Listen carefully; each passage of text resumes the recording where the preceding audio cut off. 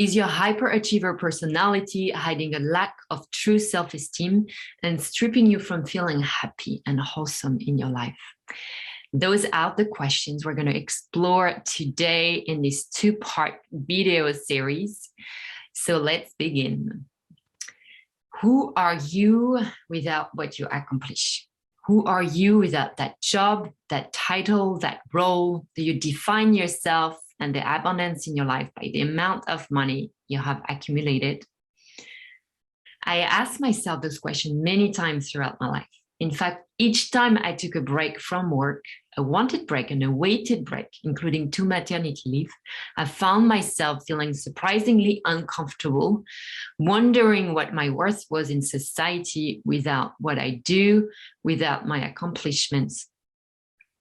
I had put my self-worth on the conditional terms that I would be a successful woman that I defined at the time as studying in a field that was valued in the society bubble I lived in, a career that would take me high enough, earning high income, I would be married, I would have a kid, I would have it all, I'd be a great mother, a working mother, would have a great body. All of those are some of the conditions I had put on myself to be successful, to feel like I made it, to really love myself on those conditions. And from the outside world, I have made it. I obtained a Master of Science in a great university in the US, then an MBA from one of the top universities in the world. I had that great job in a great company in an industry I liked, and that my bubble valued. I was in a relationship, I was active, I was fit, I had a good social life. But on the inside, I was still struggling. I was not fully satisfied. I was often anxious, not really happy. I compared myself, my achievements with others, the standards I had set for myself. And I was always coming to the conclusion that this was not good enough. I was not good enough. And I'm not alone here. And I know that because I coach a lot of achievers. And a lot of those achievers come to me because they have lost the sense of self. They are unsatisfied with themselves and their lives, even though from the outside, from a Western culture standard, their life is very successful. So why are we feeling that this is not good enough? Where is our achiever personality coming from? Why is our worth mainly attached to those achievements? Well, that linkage between self-worth and achievement is a conditioning. It's a learned belief that is coming from where we're from, or family or culture. We live in a Western society that do value money, achievement, beauty, looks, celebrities. Success is defined by the amount of money in the bank accounts, certain career path, the house you live in, the car you drive, your family size, who you're married to, your body shape, etc. And as a child, as our parents rewarded us with smiles and pats and encouragement and rewards when we won that game, when we had a good grade, etc., etc., and we got scolded for a poor school report, a poor performance in competition, a body that was not according to the societal beauty norms, a mistake we made. We believed that in order to feel loved, we needed to have good grades, to behave a certain way, to achieve, to win that baseball game, get that medal, have a certain body type, behave a certain way. And when we didn't get that medal, when we didn't get that reward, that approval from our parents, from people around us, our child's mind and body created the meaning that those events were a proof of lack of love, a sense of not being good enough.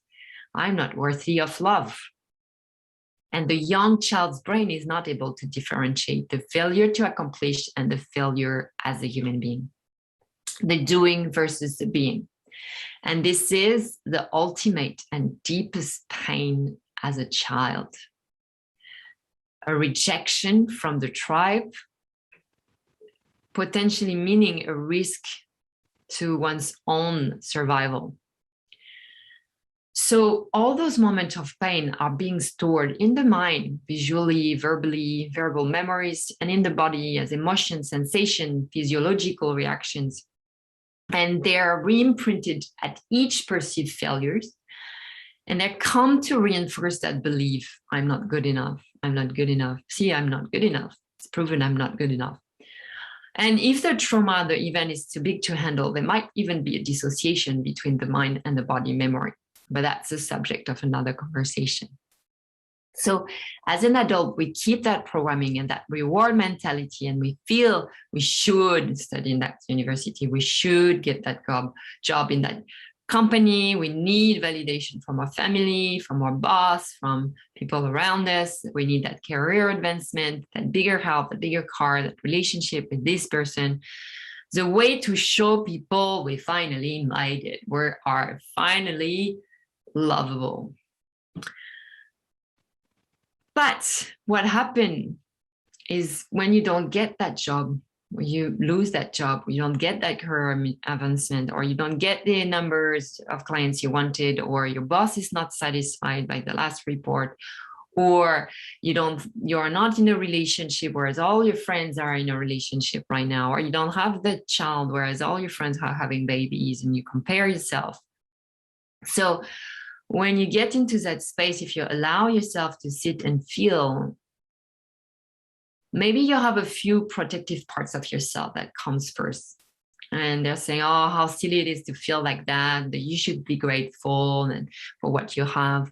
Or you might have some protective parts that come and that start blaming others or the system for your feeling of scarcity, of anger, or frustration. But for most humans, when you manage and you're able to actually sit beneath and feel what's beneath those first feelings and truly connect deep into yourself, the emotion that comes is a feeling of not being good enough, not being worthy of love, a deep pain, a rejection, the wounded child coming back, reviving all those mind-body memories from childhood. And because you believe those external factors are so deeply connected to your own worth, your own identity as a human, you believe your worth is in your accomplishment. This is very painful. So let me tell you, there's a better way of living a more fulfilling life without that much triggers from the outside world, without having to relieve and feel either the angry, the frustration, or the wounded child. And it's not about denying those feelings or trying to be overly positive and feeling grateful. No, it's not about that. So first, since all those programs, beliefs, and values are transmitted and are only a perception of reality, there's a way out there. You can choose to redefine yourself on your own terms. You can decide your value, your worth will not be determined by those outdated rules of today's world, and definitely not defined by what most people around you choose to do as a career or what people think about the choices you make in your life. Because the truth is that none of this matters. Those accomplishments, the size of your house, the facade of a happy family, the perfect body, none of this matters when you are struggling internally. What truly matters is the intrinsic qualities of your being. So you can start by asking yourself, if my worth is not defined by my accomplishment,